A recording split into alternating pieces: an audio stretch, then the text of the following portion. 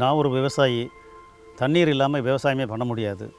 So சாப்பாடு சம்மந்தப்பட்ட பொருட்கள் நம்ம உற்பத்தி பண்ண நிலத்துலேருந்து அப்படின்னா தண்ணீர் மூலாதாரமாக தான் இருக்கும். We are trying to work with water as much as possible with rainwater in this farm. It was initially many years ago we started with many crops which were dryland crops, rain-fed crops.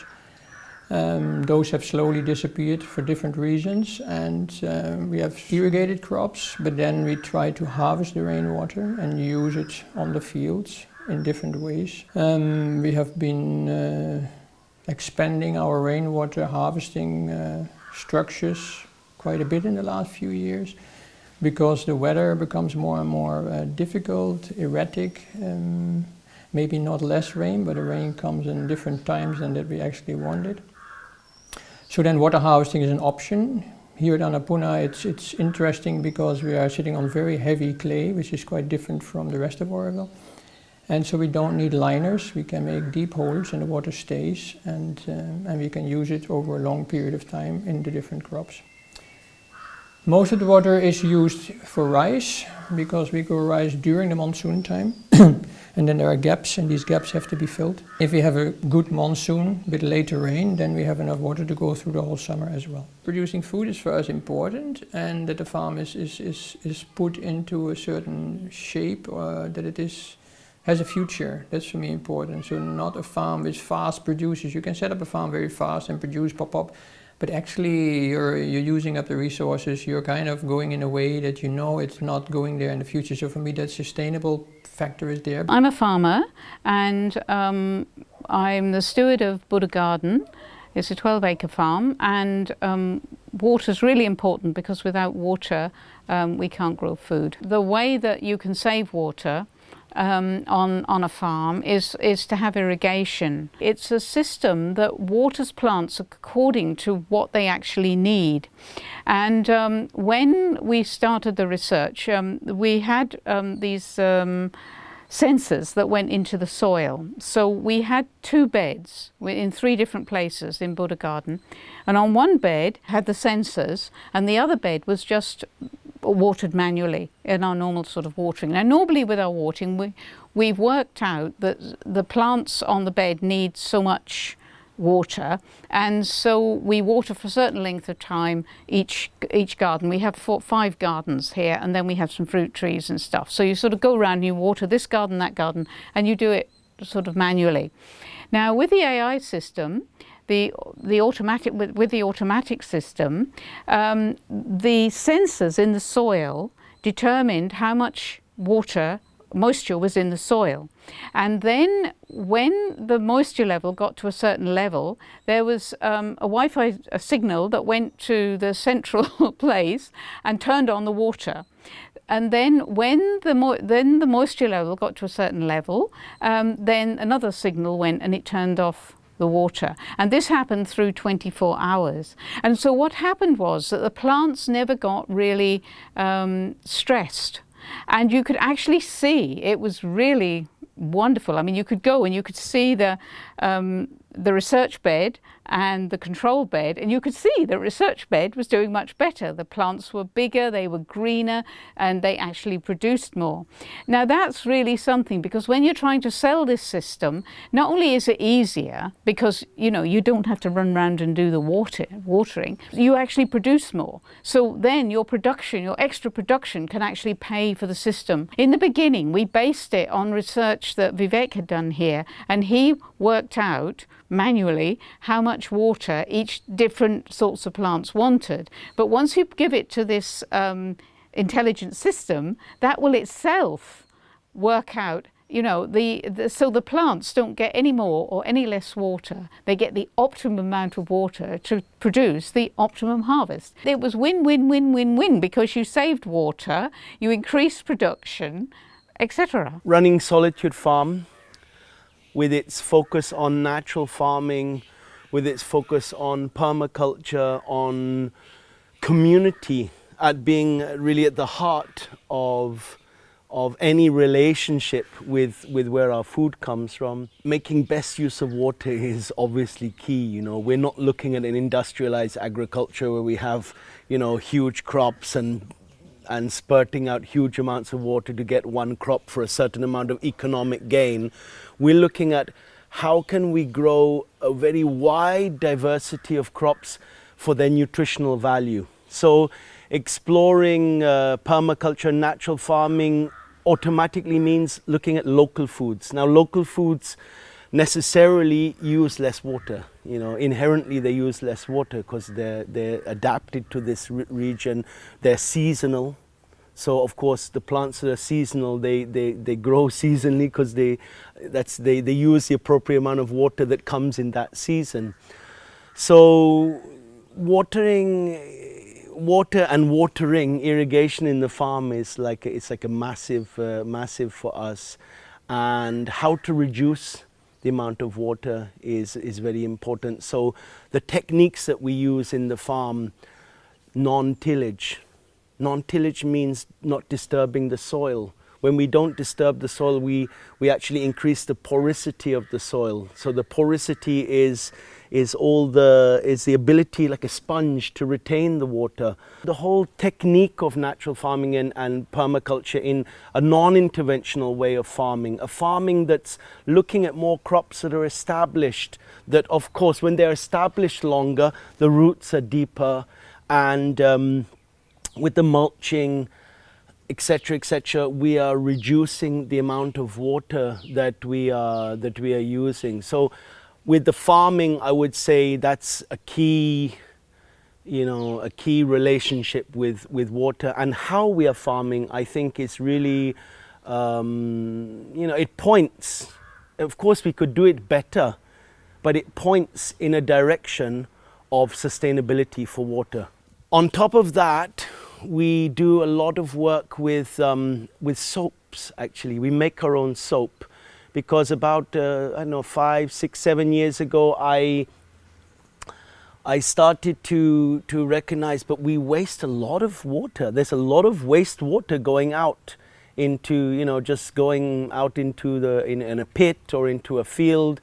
And if we started to make our own soaps, that wastewater is then another resource.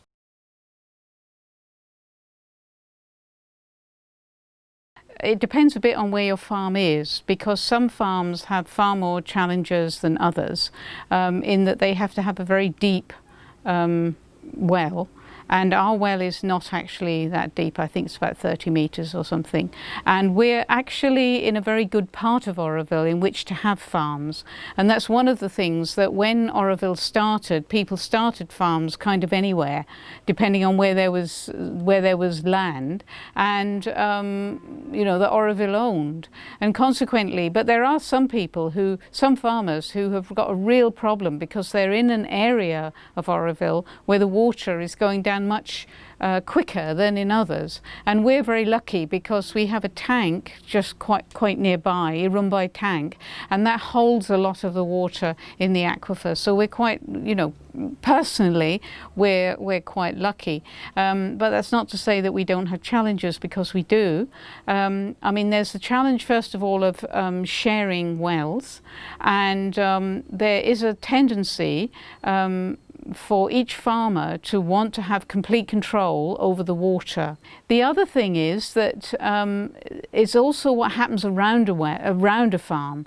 Now, I think in the last year we've had about 3 wells drilled around BuddhaGarden and Siddhartha farm that is next door, and one of the wells is just like literally the fence of BuddhaGarden is here, and the well is literally the other side of the fence. Now, there's nothing we can do about that, and it seems to me that this is one of the issues, because when you talk about saving water, particularly if you're talking about it in the farm group, immediately somebody says, oh, but so-and-so is drilling a well. The farmer over there, he's drilled another well because his wells run dry, and therefore I want to drill another well, because that's what they see all the surrounding farmers doing, and they see them as sucking up all the water, which of course is actually happening. I think one of the things that I've talked about quite a lot with the water group actually was trying to use surface water. Now, we actually have 3 ponds down the end there, but if you go at the moment, they are completely dry, and unfortunately, when they fill up, they don't really stay full. In fact, they don't stay ponds for very long. And the reason for that is because of the geology of the area. What you need is a layer of clay. So anyway, we did an inspection pit and we do not have a layer of clay. Tomas has actually got this system implemented in Annapurna Farm. But, you know, I mean, all they had to do was to dig a big hole. Now, if we've dug the big hole, we could make a bigger hole. But what we would need is a pond liner. And there's 2 things I have a problem with it. First of all, it's the pond liner. And again, you see, you're asking the farmer to somehow find this money. You know, I mean, we managed to find the money to dig the ponds we've got. And the reason we were able to find the money was because the person who helped us to dig it all out actually was able to give us a little bit of money towards it. But the other thing is that also the ponds at the moment, we don't use, when they do fill up with water, we have no facility for getting the water from down there, which is where you build the pond, to up here, which is where we actually grow our stuff. Now, we have an old well, actually. It's an old open well.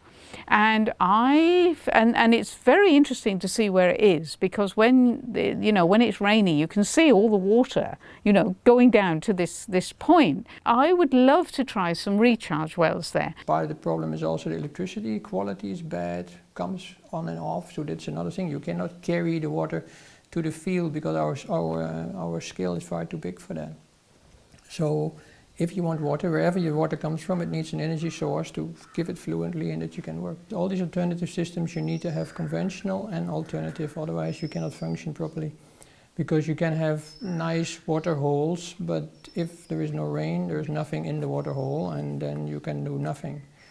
So for me, it's also thinking in an Auroville setting, like we try to grow crops, and now you can be very idealistic, but then you don't grow many crops. So you try to make compromises in a certain way that you feel still good about it, and you work towards, as much as possible, towards sustainable systems, but you're not getting totally stuck on it, because if you do that, you limit yourself too much. So we do use deep borewell, although at the moment we have only 1 borewell available, which is not enough. A second borewell, which is there, has had some problems. We try to revive it. But yeah, so you need borewell the moment the rainwater isn't there, and then you hope it's short and you have a powerful water source, and then you stop it the moment rain comes in again.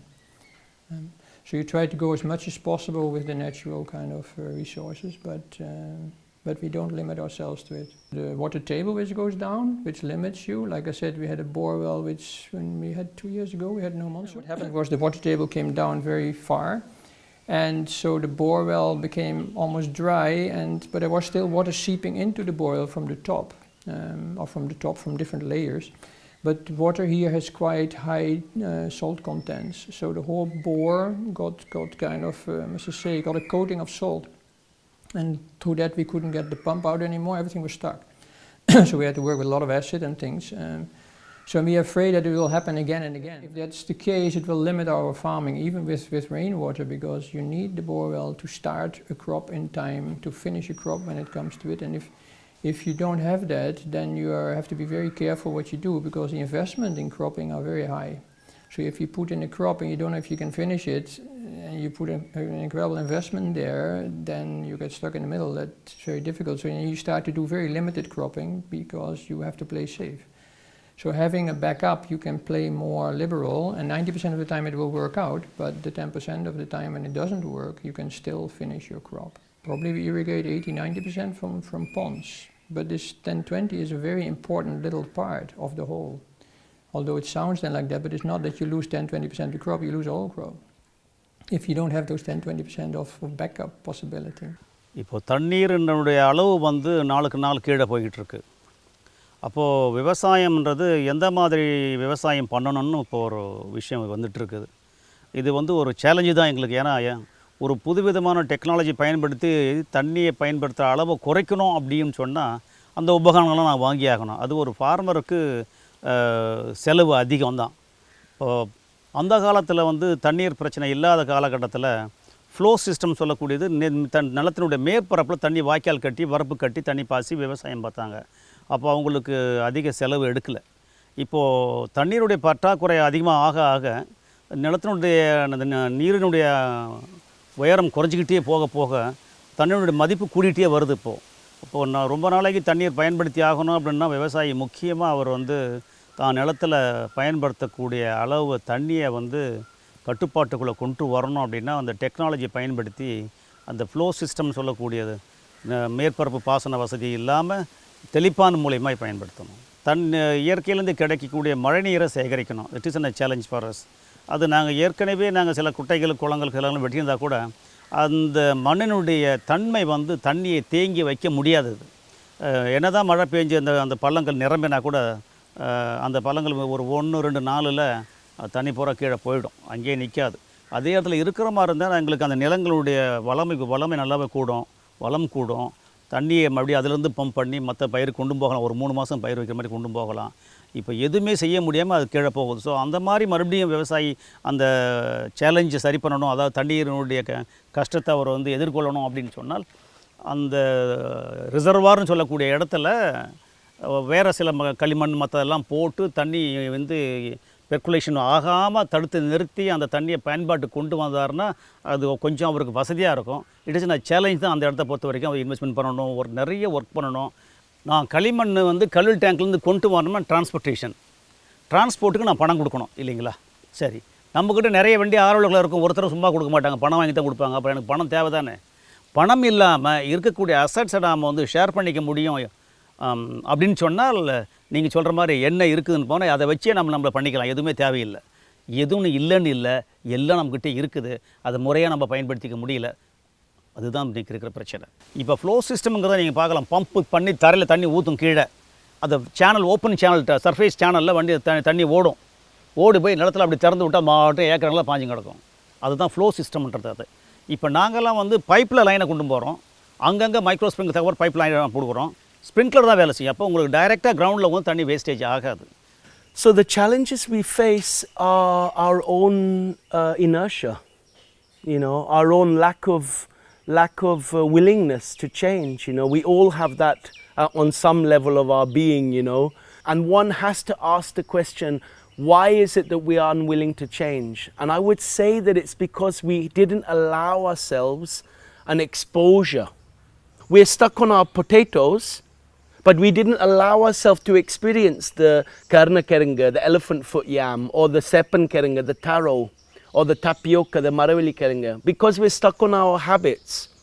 The type of farming that I'm looking at, a non-interventional farming, a farming that honors the plants that grow around us naturally as a primary source of nutrition.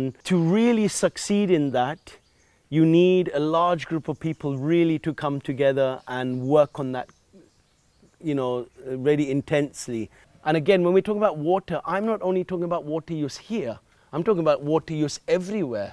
It's not like, oh, we're all safe and then, don't worry about them. It's about water use everywhere. So if we get our nice organic produce from outside with a big green stamp on it, but we don't think about how that's been grown, or the water used to build the lorry to bring it for, an 18-hour journey, there's no logic in our spirituality.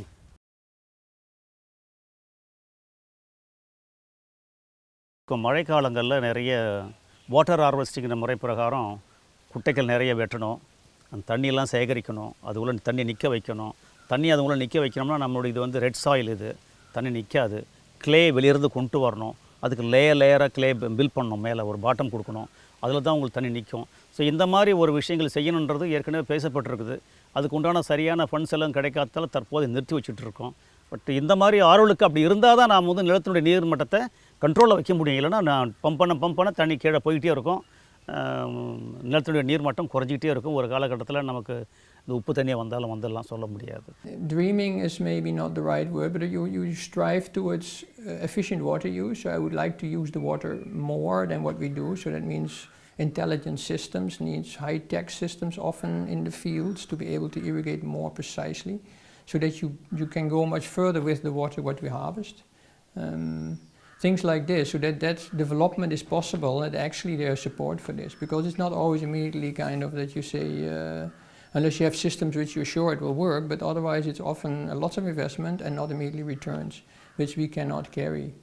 And I hope the community would be more in touch with this, that somehow farms are important and that there is support for development of farms and water use then, with all kind of systems, including also energy systems, because water is very much related to energy. And I think also it's important that farming gets many legs, that it's not just on a farm, but it can be urban farming, that can be on everybody's kind of thing, as long as it's somewhere it has to be connected. TDC, when they do a project, food should be somewhere on their agenda. How do we think of this, or water in that sense the same? My dream is an Auroville where people are related to the land as the primary, for me it's the primary divinity, if you like. It's the mother, is this earth. I become a better farmer.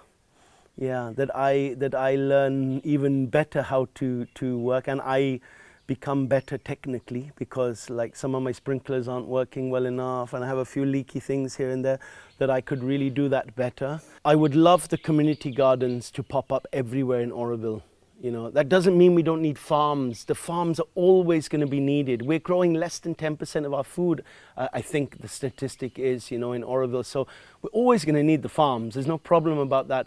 But the community gardens would give some of the food directly to people that they've grown, and that would change our awareness about food and then the choices that we make of what other foods we ask from our farmers as well.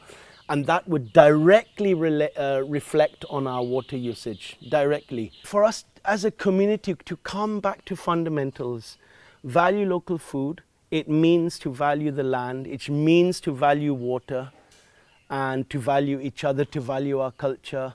Imagine if Auroville says, we do not pollute our water table. What a statement. Now, wouldn't that be a statement for the city of Dawn? It's in our hands to do that. It's not difficult. The dream is first of all to find people who would be willing to lead a large area of water conservation with Auroville and beyond. I think, that needs a committed team of people who are actually going to make connections with people in the outside Auroville, in the villages, etc., and who are going to do it, and they're going to stay there. You'd really need to set it up in a very formal way, and also that for people who are really committed for the long haul. I really think that Auroville should look at the possibility of finding land outside Auroville where you can grow more of the things that people want to eat here, tomatoes being one of the things, and also where there's more water. Now there are places where there's more water, and there are places where the climate is different and you can grow different things. And I really do think that that's something that Auroville should look at quite seriously, because that's the other thing. If you live in these places, people actually want things from this area as well, that don't grow. I'm thinking of Cody Canal because that was where I lived, and so there's quite a lot of opportunity for swap. Either that or to I know that we have in the past had some relationships with sort of organic organisations or organic farms in these other areas. We are working on different schemes. We are trying to fundraise. We are getting now maybe some kind of a study about water and solar, and that we get some solar installations through that. I mean, things like this, that is nice. Some people in Auroville are busy with that, so we try to connect with them and develop further. But it's like an unending development, and also technology moves on and on and on. And for us, it's also looking what is important, so that you don't get carried away with fancies but really kind of stuff which is useful and gives us more for what we have. And there's lots of talk about it, but still very little actions. People, they like to sit around tables and talk about possibilities, but when it comes to, okay, what do we need and what do we do for that? That needs kind of another approach. So you need, in fact, groups or I don't know, or FVMC or TDC, whatever, that they give more importance to our base needs, and farming is one of them, and water is an important part of that. So, so this just needs more attention. It needs to be less on the fringes and more in the center of Auroville's development. And maybe create also farmers in Auroville, because farming is always seen as something like, yeah, it's not really a profession, but actually it's a real profession. It needs much more input on that level, and we just don't do it.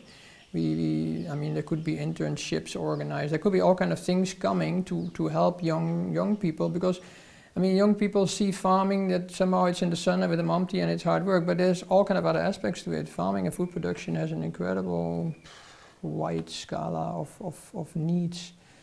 And so, yeah, somehow that is not known, and it's also, yeah, who is going to tell them what? So it needs to go slowly. It has to become part of our culture, that food growing and food processing, the cooking of food is also important. I mean, all these things that slowly we see, this is the kind of food we can grow here, and we can do it in a sustainable way, and now we can kind of start to live on that kind of base. A lot of community gardens, but since the lockdown we've done about, I'd say we're engaged with about 20 different places doing gardens, and a lot of the gardens are using grey water. So there's a lot of concern, is the grey water clean and this and that, and is it fit for usage in the plant? So we've done a lot of exploration on that subject.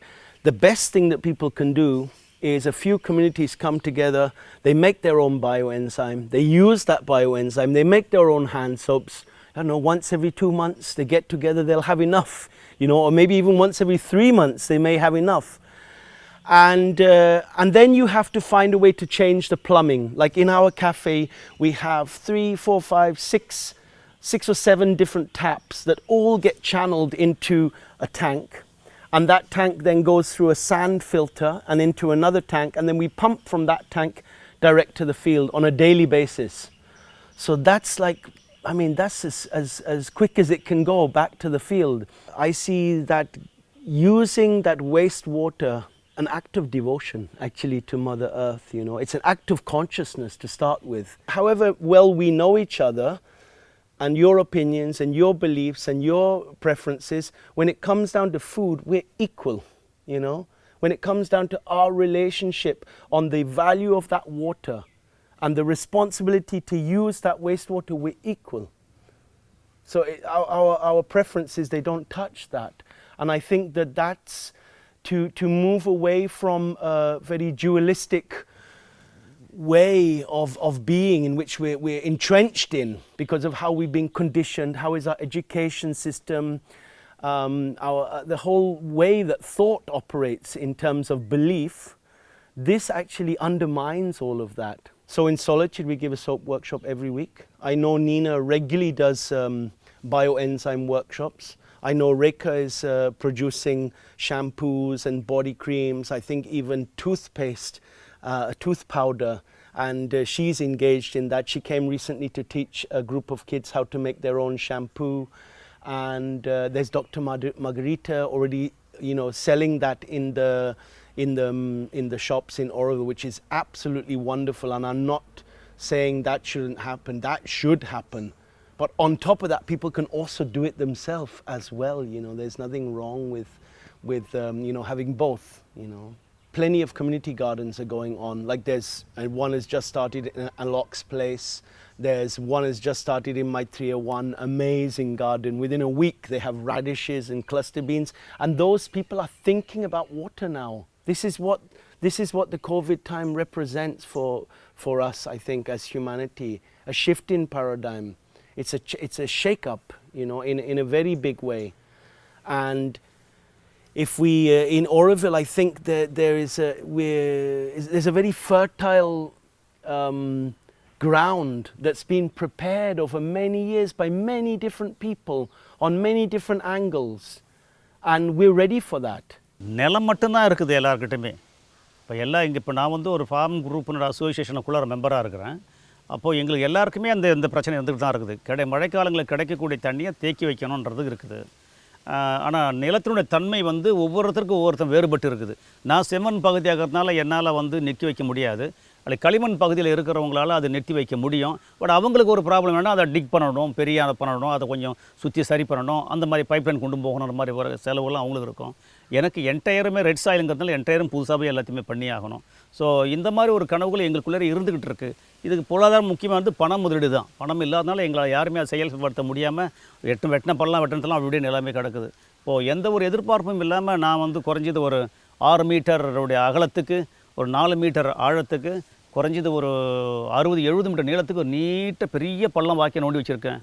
என்னுடைய நிலத்துக்குள்ளார வந்து வெளிந்து வரக்கூடிய தண்ணி, என்னுடைய நிலத்துக்கு தண்ணி எங்கேயுமே வெளியே போகக்கூடாது, அங்கே தான் தங்கணும் தண்ணி. திரும்ப அது வந்து பெர்குலேஷன் ஆகணும், திரும்ப என்னுடைய சாயில் ரீசார்ஜ் பண்ணணுன்றதுக்காக மெத்தட் பண்ணிருக்கோம். The way that you can save water on a farm is to have irrigation, and irrigation can actually be quite expensive, and I think it would be really good if you know, there was sufficient support for the farms, that when you want to sort of do this, then you can do it. So the issue of energy as well, because you can get these so-called free electricity connections, and some farms have them.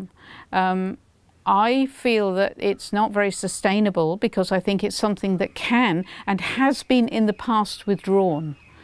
And I think it's far better if farms invest in solar energy for pumping water, even if they don't want solar in their houses and stuff. From the point of view of Auroville and the farms, it would be better to invest in solar than to invest quite large sums of money for a free electricity connection.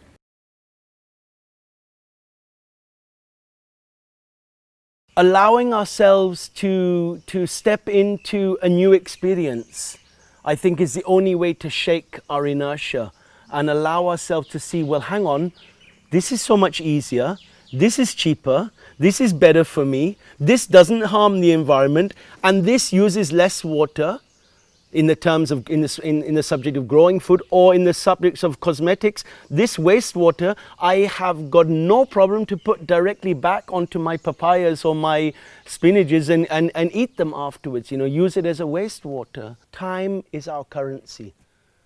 You know, speaking is all very well, but what time do we give for things? How much willingness? How much energy do we give to something? In the lockdown, I started to have meetings with a few different people about policy change vis-a-vis local food. So Poonam was looking at architecture and local food. So she came up with like the top 10 you know, actions that can be advised actions for architects in relation to building. So the first one was there should always be a community kitchen. So you see many of these communities where I'm doing the gardens, like the way the architecture is, it sort of defines individuality. It defines separation. It doesn't define people coming together. Like in Auroville, mostly we have building projects, you know, housing projects. So those housing projects have to think about local food. Then we had another person who was looking at Ingmarie, she's working on water especially, and we were discussing, okay, so with those, there's a whole block there that are all fed into that wastewater treatment plant behind Maitreya, and we actually looked like how many people are actually using chemical soaps. There's a lot of them. A lot of them use chemical soaps. So how do we address that with them? How do we, like, what do you do? So we write emails to them, this or that. Many people don't reply. You go to every house's door. We said, okay, let's have a little festival, you know, at the community gardens talking about soap. Let's have a bioenzyme workshops for them. Let's give samples of bioenzyme. So all these initiatives need to be considered. How to reach out, you know. You have something that's really fundamental. You want to reach out to me. What do you do? You know, it's about communication. So we have to invest time into that communication. We have to come up with, okay, let's try this. How do we bring it into our schools? How do we reach out? What you have to do is to change hearts and minds, and that I find very difficult, because people, people do sort of look what's going on outside Auroville, and they sort of say, this is what's going on outside Auroville. And I do think this sort of what I call the cowboy mentality, which is certainly what's happening at the moment outside Auroville, that it's really hard if everybody else, you know, people sit there and I sit here and around my farm, you know, there's all these people drilling wells, and you think, hey, I want some of that, you know, before it goes. But somehow we do have to have that longer term sort of thing, and so I think it means that we somehow have to, you know, talk together. And actually support everybody. I mean, the farms often feel very unsupported in Auroville. You know, I mean, farmers want to feel supported, and that if they do take what they see as a decision that is not going to be good for them personally, you know, that they will somehow get support for that, and that, you know, they won't lose money, they won't get lambasted because, you know, the farm is in the red because, you know, they have taken a decision, which means that they're not trying to exploit the water, exploit the land to get the maximum amount of value, you know, in terms of money out of it. And it seems to me that so you have something, there is something that needs to be done there. And that we also can share a vision about it. And I mean, trying to share a vision in Auroville is very, very hard. And I'm sort of hoping that this Citizens Assembly, that, you know, that is one of the things that has come out. Because people sit down and they talk about it, one of the things that does come out is a shared vision. And it's also inclusive of everybody. So it's all very well to have a shared vision about, you know, what we're going to do in our house in the residential area, but it needs to include the farmers and the people actually who are using the most water. Because if that doesn't, you know, if that doesn't happen, then you can, you know, try and save as much water as you like in your house, but it isn't going to have any practical effect. Daily அவங்க வந்து தண்ணி pump பண்ணி ஆகணும், காய்கறி உற்பத்தி பண்ணி ஆகணும், நிறுத்த முடியாது. இப்போ இந்த பிரச்சனையாலே நாங்கள் வந்து காய்கறி உற்பத்தி பண்ணாமல் நிறுத்தி வர வச்சுருக்கோம். ரெண்டு விஷயங்கள் நிறுத்தி வச்சுருக்கோம். ஒன்று தண்ணி பற்றாக்குறை வரும்போது எங்களுக்கு பிரச்சனை வந்து போகுது. இன்னொன்று உற்பத்தி பண்ணுற காய்கறிகள் சரியாக மார்க்கெட்டில் கொண்டு போய் எங்களால் பண்ண முடியாது. இந்த ரெண்டு காரணங்களாக ப்ரொடக்ஷனே நிறுத்தி வச்சுருக்கோம். அதர்வைஸ் ப்ரொடக்ஷன் எங்களால் அபரிமிதமான ப்ரொடக்ஷன் பண்ண முடியும். ஸோ அதனால் தண்ணீர் பிரச்சனை வரைக்கும் நம்ம எடுத்துக்கிட்டோம் அப்படின்னு சொன்னால், நமக்கு இருக்கிற அந்த மெஷினரிஸ் எல்லாம் எங்களுக்கு ஃப்ரீயாக அவங்க கொடுக்குற மாதிரி இருந்தால், ஆர்வல் கொடுக்குற மாதிரி இருந்தால், அதை எல்லாருமே நாங்கள் ஈஸியாக பண்ணிக்க முடியும் எங்களால்.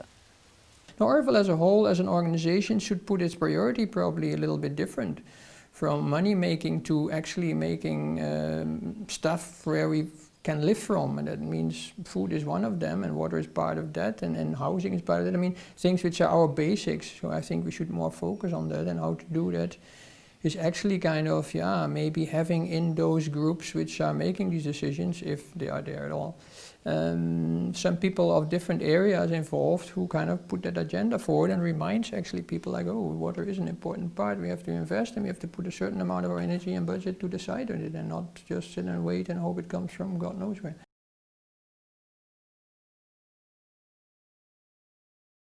விவசாயத்தை பொறுத்து மட்டும் தான் நான் பேசிகிட்டு இருக்கேன் இப்போது. அப்போது நீர் பிரச்சனை அப்படின்னு தண்ணீர் பிரச்சனை நமக்கு இருக்குது. தண்ணீருக்கு நம்ம முக்கியத்துவம் கொடுக்குறதமா இருந்தால், அந்த தண்ணீருக்கு தக்கவாறு தான் பயிரிடணும், விவசாயம் பண்ணணும். ஒரு எக்ஸாம்பிள் சொல்லலாம். வாழை மட்டும் பயிர் வச்சாங்க அப்படின்னா அது சாத்தியமில்லை. அது வாழை என்பது ஒரு நீர் பயிர், தண்ணீர் பயிர். அது தண்ணீர் அதிகமாக செல்லும். அது மாதிரி செய்யக்கூடாது. அதில் மல்டிடைர் சிஸ்டத்தில் கொண்டு போகணும். வாழை இருக்கணும், அது பக்கத்தில் ஒரு கொய்யா மரம் இருக்கணும், இந்த பக்கத்தில் வெஜிடபிள் காய்கறி இருக்கணும். இப்படி மிக்ஸ்டு ஃபார்மிங் சிஸ்டம் கொண்டு போனோம்னா, இப்போ ஒரே சமயத்தில் தண்ணி பாசும் பொழுது அது எல்லாத்துக்கும் போகும். அதில் மல்டிடைர் கல்டிவேஷன், ஃபார்மிங்கை பொறுத்த வரைக்கும் மல்டிடைர் கல்டிவேஷன் தான் பண்ணால் தான் நீரோட ஆதாரத்தை நம்ம கட்டுப்படுத்த முடியும். ஒவ்வொரு பயிருக்கும் கொடுத்தாலும் பண்ண முடியாது. ஒன்று. ரெண்டாவது, ஃப்ளோ சிஸ்டத்தை நம்ம செய்யவே கூடாது. ரெண்டு. மூணாவது, ஒரு சாயில் வந்து பேடி மற்ற கிரைன்ஸ் அதிகமாக தண்ணி எடுக்கக்கூடிய பயிர் வகைகள் வந்து தண்ணி அதிகமாக எடுக்குது அப்படின்னு அந்த சாயில் அதுக்கு சூட்டபிள் இல்லை, தண்ணி பாசனா ஒரு 1 hour 2 hour கூட நிற்க மாட்டேது, தண்ணி இழுத்துக்குது அப்படின்னு சொன்னால் அந்த மாதிரி இடங்களில் அந்த பயிர் வைக்கவே கூடாது. அது ஸோ நிலத்துக்கு தக்கவாறு, ஒவ்வொரு நிலத்துக்கு தக்கவாறு என்ன பயிர் சூட்டபுளோ அந்த பயிர் மட்டும்தான் பயிர் வைக்கணும். அதுவும் அது மல்டி டயராக கொண்டு போகணும், மோனோகல்ச்சராக போகக்கூடாது. இப்படி போனோம்னா தண்ணி ஆதாரத்தை நமக்கு கட்டுப்படுத்தலாம், தண்ணியோடைய வேஸ்டேஜை தடுக்கலாம், ஃபார்மருடைய செலவு அதிகம் நம்ம குறைச்சிக்கலாம், ஒரு வருமானத்தை அதிகமாக பெருக்கலாம். Yeah, like I said, I mean, refocusing of the community. I mean, I think that's the key actually of moving forward and making this process more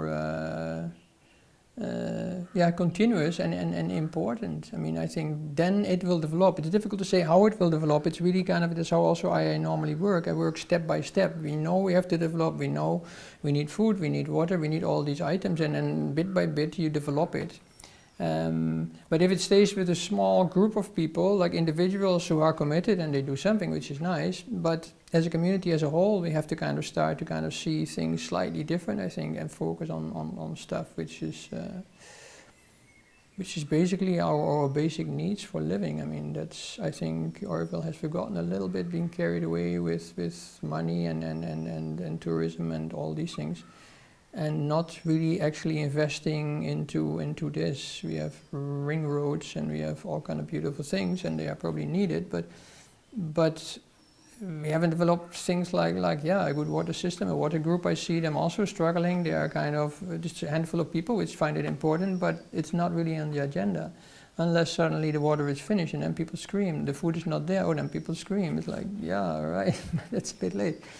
So this is kind of, I think, what is important, that we, as a community, we put a bit more important to these factors. It's not enough to just have an Auroville plan.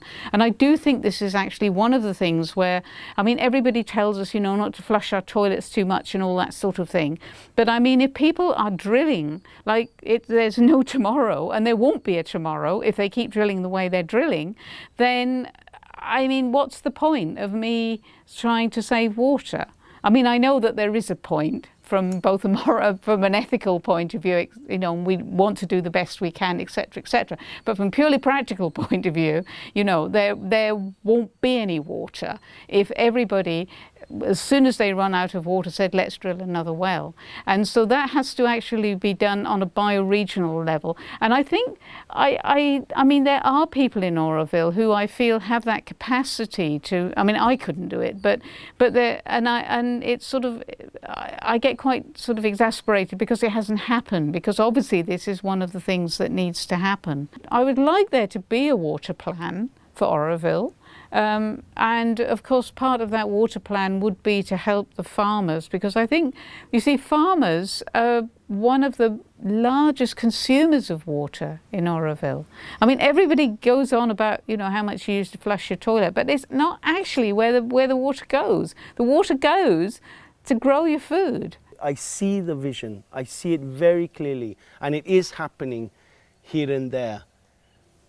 But community, I would say, is really integral to it. So again, it's all very well looking at subjects like food, farming, water. When you look at them in isolation, you will never, ever, ever understand them. On a community level, on a food level, it has to be explored, like with how to make our own soaps and education and so many factors. And then we will come to the source of it, because the reason that we're not valuing it properly is, you know, is something very fundamental, and that's what's, like you could say, polluting all of our other activities. You know.